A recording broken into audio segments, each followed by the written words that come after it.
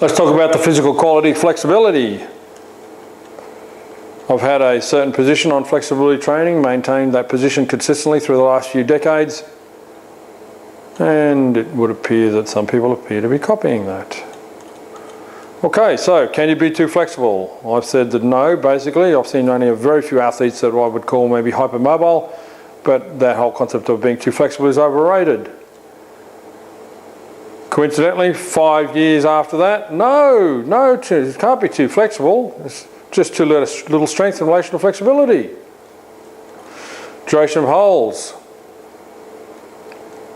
I said in 2000 book and the DVD,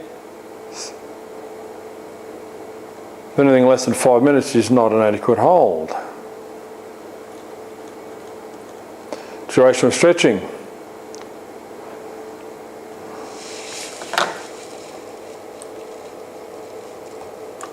I've made the statement on many occasions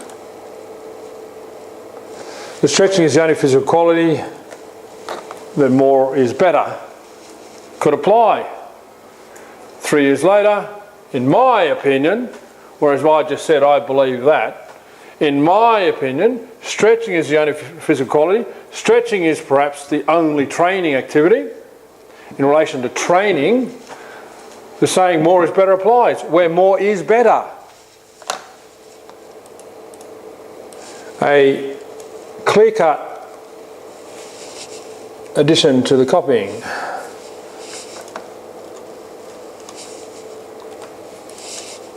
Hamstring tightness and hip flexors. Spoke about that in the injury prevention where I believe that it's tight hip flexors pulling the pelvis forward, creating anterior rotation, etc., irritating the hamstring. And in my opinion,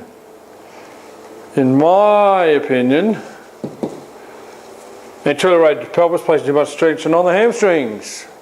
There's a lot of, in my opinions. Sequence of stretching. I taught that there's a benefit to studying the rationale or the order of stretching, and because you can use that to reduce the limiting factor of the next subsequent stretch. I gave some examples. Basically the concept of doing one to release another. Well, here we go. Hip flexors, now should pull on the pelvis and hamstring. And I think if we line those up, we might see a very close copy.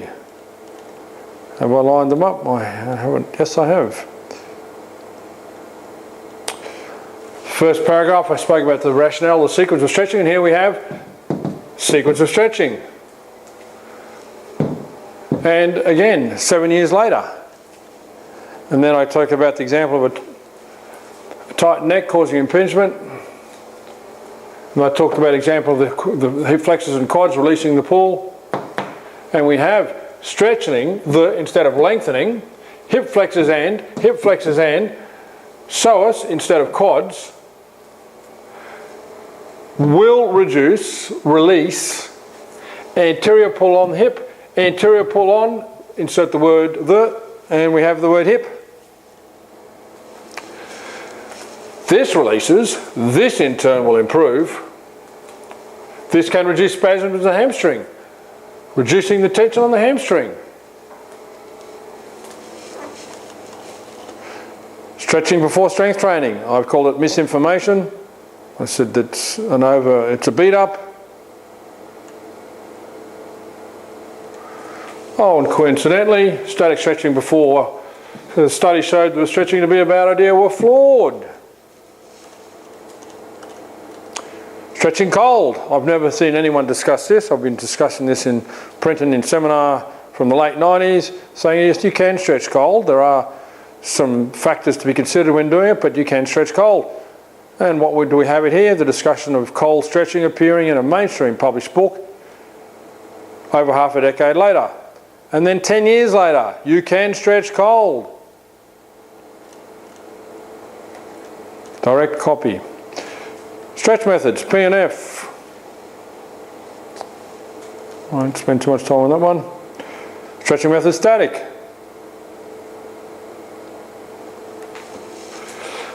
In 2002, I find it's the most effective practical way to achieve changes and improvements in flexibility. You will gain length in the muscle faster with static stretching, in my opinion. In my opinion, we see a lot of my opinions, than with any other method. Only took 1 year, 2002 to 2003, to reproduce that. 2002, generally speaking, I recommend your static stretch. 2009, 7 years later, I recommend, don't be afraid to statically stretch. Static stretching as a percentage of total stretching time. In 1997, I said should be utilised in the majority of your stretching time. 2002, your total stretching time is predominantly static stretching. Static stretching makes up the bulk of their stretching time. The thing missing there was in my opinion. Static stretching has its role. I'm a big fan of it.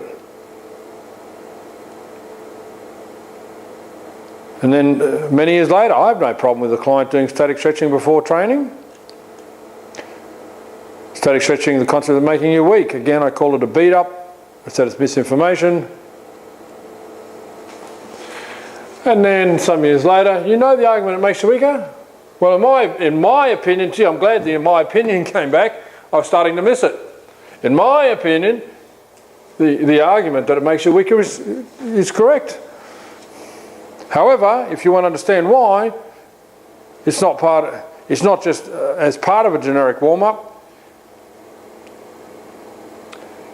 It's because we need to relax the muscle. Keys to successful stretching. Relax. Relaxing is a critical component of static stretching. I wanted to relax.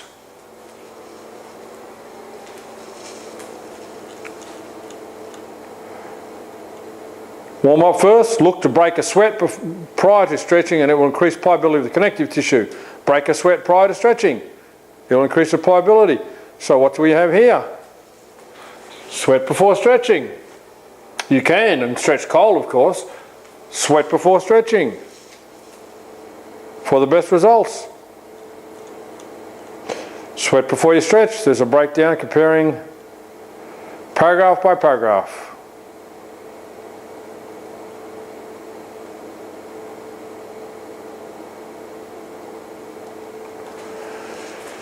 Just means if you stretch up to raising your body temperature, you will start with a greater range.